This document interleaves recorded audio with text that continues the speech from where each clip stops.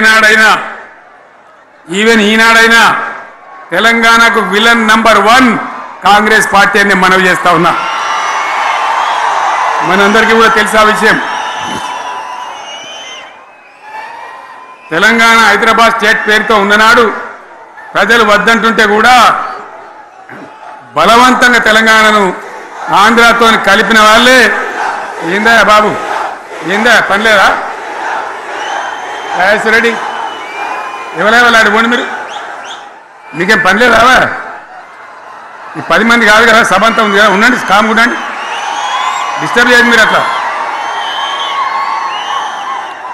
బలవంతంగా ఆనాడు ఆంధ్రలో విలీనం చేసింది కాంగ్రెస్ పార్టీ, జవహర్లాల్ నెహ్రూ. 69లో ఉద్యమం వస్తే 400 మంది తెలంగాణ బిడ్డలను పిట్టల్లాగా కాల్చి చంపింది ఇందిరాగాంధీ ప్రభుత్వం, ఆనాడు ఉన్నటువంటి కాంగ్రెస్ పరిపాలన.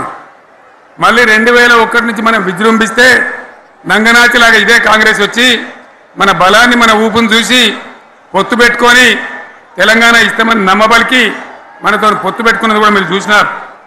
మళ్ళా ఎగ్గొట్టే ప్రయత్నం చేసినారు, 14 ఏళ్ళు ఏడిపించినారు. అది మీ అందరికి తెలుసు. వాళ్ళు ఎట్టెట్లా చేస్తూ ఉంటే వాళ్ళ మోసాన్ని కప్పేయడానికి నేను ఇదే జయశంకర్ సార్ కలిసి 36 పార్టీలతోని సమ్మతి లేఖలు తెచ్చినాం.